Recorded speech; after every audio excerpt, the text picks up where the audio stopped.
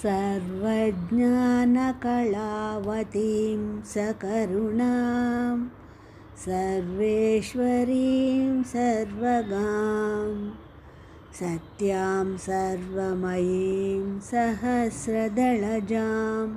सत्त्वार्णवोपस्थितां सङ्गासङ्गविवर्जितां सुखकरीं बालार्ककोटिप्रभां श्रीचक्रप्रियबिन्दुतर्पणपरां श्रीराजराजेश्वरीं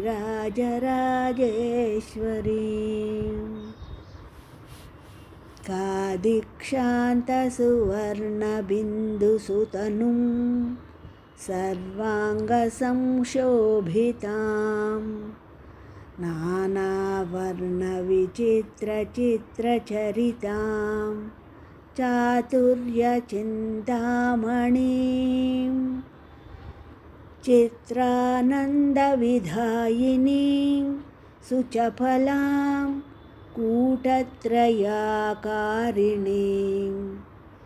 श्रीचक्रप्रियबिन्दुतर्पणपरां श्रीराजराजेश्वरीम्।